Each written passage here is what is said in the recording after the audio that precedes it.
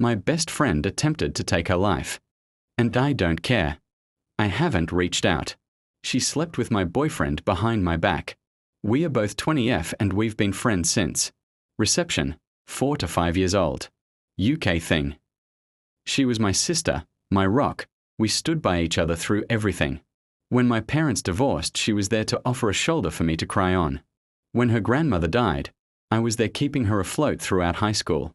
I'd been dating my boyfriend, 21M, for about 3 years. We started dating in sixth form, a version of UK college, and he was my first serious relationship. I introduced him to my family. He was many of my firsts. He was sweet, a little awkward being a gamer guy, but he treated me to date nights and always made me feel special. Maybe this is me being young and dumb, but I thought I'd marry this guy someday. This was something I told my best friend. Well, about a month ago, while my boyfriend was in the shower, I saw a text notification pop up on his phone. We look at each other's notifications all the time, so I grabbed his phone to see it. It was from her, asking if they were still on for tonight and if she should wear his favorite dress. He told me he was hanging out with friends and going drinking. Him going drinking with friends wasn't unusual, so I never thought anything of it. But in hindsight, I wonder how much of him going out was with friends and how much of it was going out with her. I saved screenshots of their conversations. I sent them to myself. I show him the messages when he came out of the bathroom and demanded he explained himself about them. I couldn't contain how upset and angry and hurt I was. An argument ensued where I told him he was disgusting and I left his place. Shortly after arriving home, I started getting bombarded with calls and texts from my best friend. I answered none of her calls. I couldn't stomach hearing her voice, but her texts ranged from, "She never meant to hurt me. My boyfriend hit on her first. It didn't mean anything." Then it got angry, saying I should hear her out. If I was a real friend, I would take her calls. I'm being petty and childish for not listening to her side. Then back to sad, saying I was her closest friend in the world and she didn't want to lose me. My boyfriend was strangely quiet during this time. After a few days, I got myself together enough to send them both messages. Maybe it was cowardly, but I didn't have the strength to call them. I told my now ex-boyfriend that we were done and I won't give cheaters any chances with me. He responded by trying to call me, but after the third or fourth attempt, he gave up. He sent me a final message saying it wasn't that big of a deal, that they'd just fooled around, but agreeing he didn't want to date me anymore. My ex-best friend was more persistent after I told her I wanted nothing to do with her. Day after day, I'd get messages and calls from her, demanding to talk, demanding we resolve this, demanding I not say anything to anyone, saying she stopped seeing him, saying she'll kill herself if I don't talk to her. Really fucked up shit. I ended up confiding to a mutual friend about what was going on because I was seriously beginning to wonder if I was being a bitch. This friend reassured me that my feelings were justified. However, I wasn't expecting this friend to spread around what happened. The gossip spread like wildfire, and a few days ago, my ex-best friend tried to take her life. I said nothing. I haven't visited her in the hospital. I haven't sent any messages to her family. Now her older sister keeps messaging me, telling me I'm a heartless bitch for leaving her at her lowest, for not trying to prevent this and that everyone makes mistakes, and that her sister didn't intentionally hurt me. Maybe it does make me a heartless bitch, but I don't care. I'm relieved she survived, but I'll never forgive her. I'll never forgive her betrayal. She destroyed our friendship when she slept with my boyfriend. Update. Hey again. It's been a while. First, I want to thank everyone for all of their comments and support. In hindsight, I know now I wasn't being a bitch, but in the moment, when I was being bombarded by texts and calls from her family, it's hard not to let those thoughts mess with your head.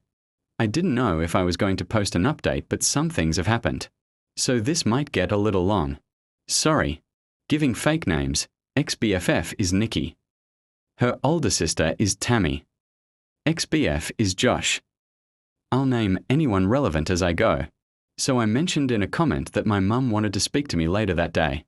I had a few replies warning me that she would try to pressure me into forgiving Nikki, and they were right. She came over to my dad's that evening and wanted a conversation in private. She asked if I'd spoken to Nikki yet. I said no. She asked if I was going to. I said no. I was trying to be as firm as possible because I knew what she was about to do. She asked, "Don't you think you should?" My response was, "No. I don't see why I should." I sent her a final message almost a month ago. This is where things began to really go south in the conversation. "Mum, love, she's in the hospital right now. She needs all the support she can get. You're meant to be her friend." I didn't even know about her condition until her mother called me. Me? Really? I'm meant to be her friend after she slept with Josh behind my back? I didn't say anything about her because I didn't want to talk about her. "Mum, are you really going to onto a silly grudge?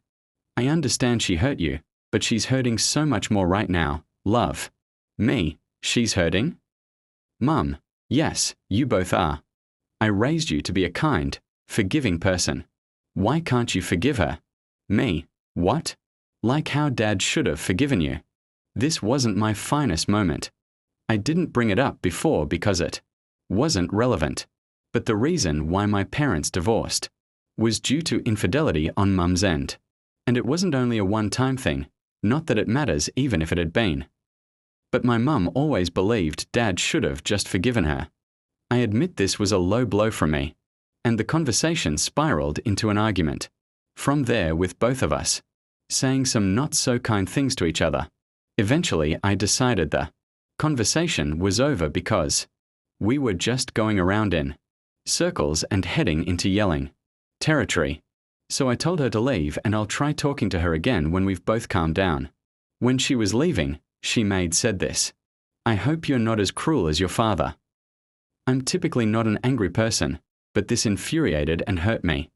I lived 50-50 between my parents. They both made sure I had everything I could need or want, but she felt her situation and struggles were undeserved. Dad never helped with bills or payments that didn't involve me. She expected more. Cheaters always do. I didn't say anything when she left. I just blocked her number and social media accounts and cried. She cared more about the girl who had hurt her daughter than said daughter. She realized pretty quick what had happened and came back the next day, but Dad told her I didn't want to talk to her. True, and she had to leave. It took maybe half an hour before she finally left. The new few days she kept trying to reach me through other people, but I stayed silent. The Friday after my post, I decided I felt calm enough to talk to her and unblocked her. We spoke over the phone, which wasn't as exciting as above.